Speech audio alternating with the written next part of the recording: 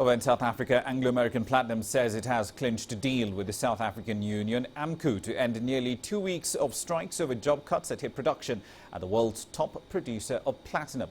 Amplat, as the unit of the global miner Anglo-American is known in South Africa, said in a statement it would grant voluntary separation packages to some 3,300 employees it had previously sought to lay off.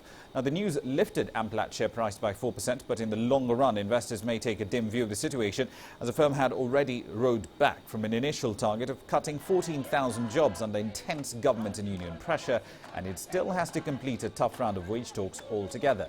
Members of the Hardline Association of Mine Workers and Construction Union, AMCU, had been expected to return to their posts starting in the morning shift on Friday. Now, the Virunga Park in the Democratic Republic of Congo is home to a very unique combination of active volcanoes, forest savannas, and of course some of the world's last mountain gorillas. But due to a nearly 2-decade-long conflict in that region, sectors like tourism simply haven't had the necessary room to develop. Now, the discovery of oil near the border with Virunga in the DR Congo's most stable neighbor, Uganda, is sparking renewed interest in the area's economic potential. Conservation groups, however, aren't pleased. They say the park must be left alone. With the details, here's CCTV's Peter Akaba. Created in 1925, the 27,000-kilometer squared Virunga National Park is home to active volcanoes, forests, savanna, and some of the world's last mountain gorillas. But tourism lodges here lie empty, and none but the most adventurous travelers visit, due to a nearly 2-decade-long conflict in the region, which has left millions dead and great swaths of territory, much of it in the park itself, under rebel control.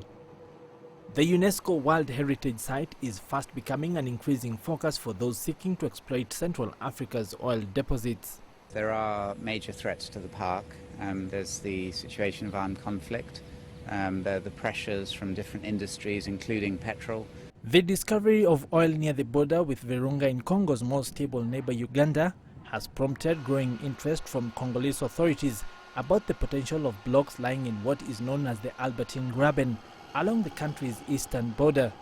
Last year, the authorities gave British company Soko International permission to begin aerial surveys within the so-called Block 5 around Lake Edward in the heart of the Virunga, a move that has sparked outrage amongst conservationists. But for long-suffering locals living in one of the most beautiful but one of the poorest places in the world, the presumed wealth generated by oil seems an attractive option.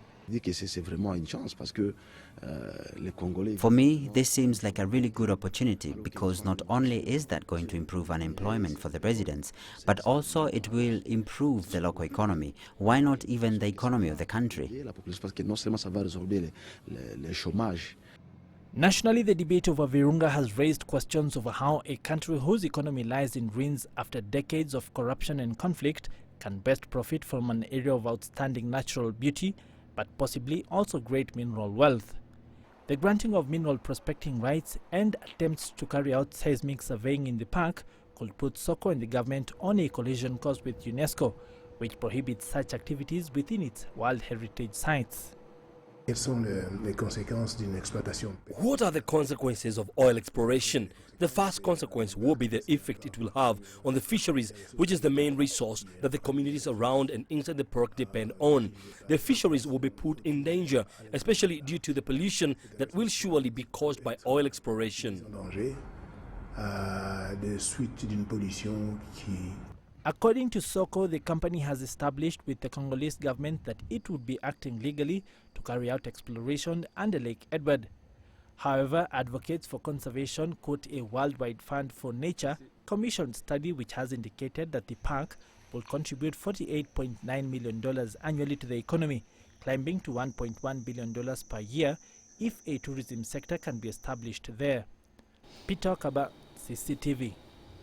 Right then, quick run through the markets. Let's see what they're looking like in early morning trade. A bit of a mixed bag, quite frankly. The Nigerian all-share index is down by about 0.8 in early morning trade. Over in South Africa, the market there is in the green, building on the gains, of course, from Thursday's relief rally. It's up by about 0.5 percentage point. In Nairobi, the 20-share index is also in the green, but very marginally so, up 0.02 percentage point. And the Egyptian market, today, of course, being a Friday, is closed for the day. Right, time for another break. Here's what's coming up in sport.